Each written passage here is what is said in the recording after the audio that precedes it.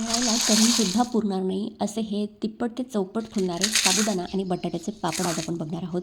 मस्त खमंग आणि कुरकुरीत होतात, अजिबात तेलकट होत नाही आणि बनवायला अजिबात वेळसुद्धा लागत नाही. आणि सगळ्यात महत्त्वाचे आणि खास या रेसिपीचं वैशिष्ट्य म्हणजे आपल्याला इथे अजिबात साबुदाणा भिजवायचा नाही आहे. साबुदाणा जराही न भिजवता आपण हे उपवासाचे पापड बघणार आहोत. आजपर्यंत तुम्ही कधीच अशा पद्धतीची रेसिपी बघितली नसेल. चला मग व्हिडिओ शेवटपर्यंत बघा, रेसिपीला सुरुवात करूया. तर सगळ्यात अगोदर मी इथे साबुदाणा घेतला आहे. तर एक छोट्या कपाचं प्रमाण मी इथे आज तुम्हाला घेऊन हे साबुदाण्याचे पापड तयार करून दाखवणार आहे.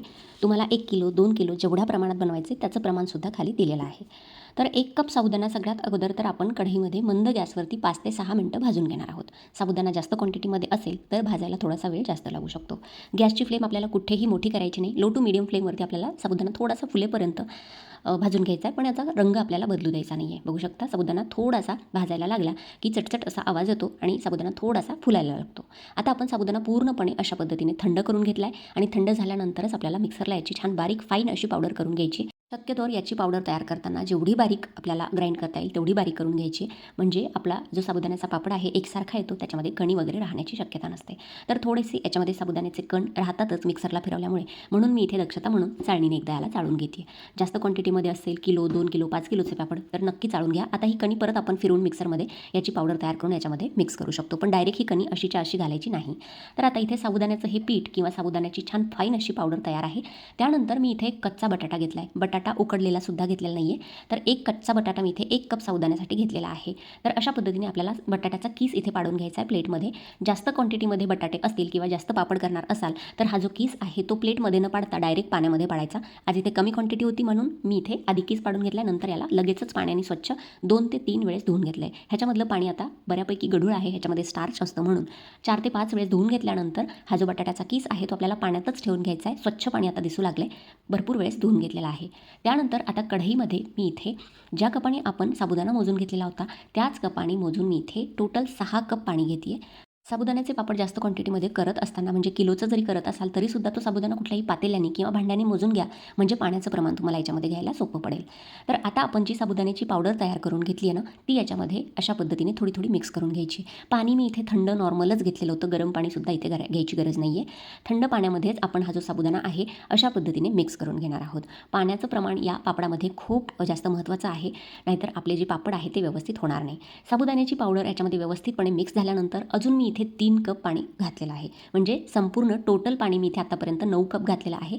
सुरुवातीला साबुदाण्याच्या पावडरीच्या गुठळ्या होऊ नये म्हणून मी कमी पाणी घातलं होतं. टोटल 9 कप पाणी घातलेलं आहे, हे लक्षात ठेवा.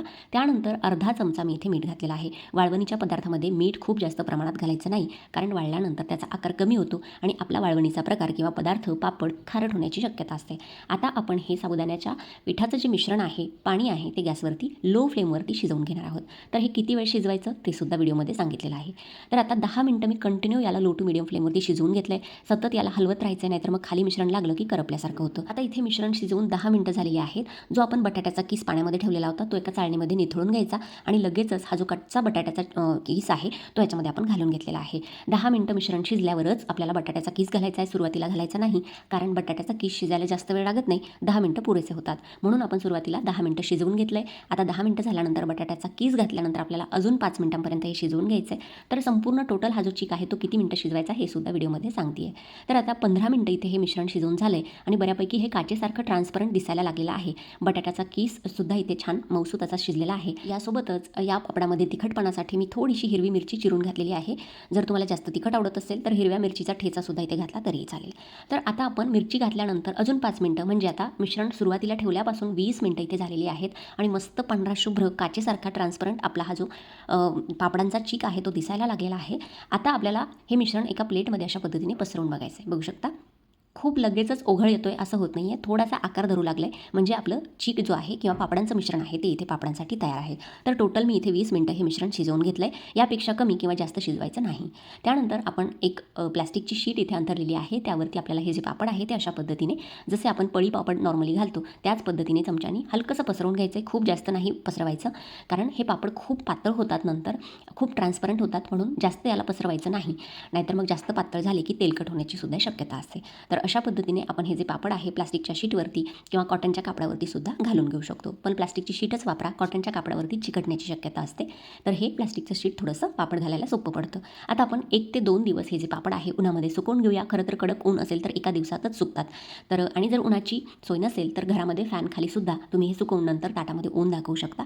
मस्त आपले हे 2 दिवसातच पापड इथे तयार होतात. बघू शकता पापड इथे पूर्णपणे वाळल्यानंतर मी तुम्हाला दाखवते अगदी काचेप्रमाणे ट्रान्सपरंट झाले. माझा हातसुद्धा याच्यामधून संपूर्ण दिसतोय.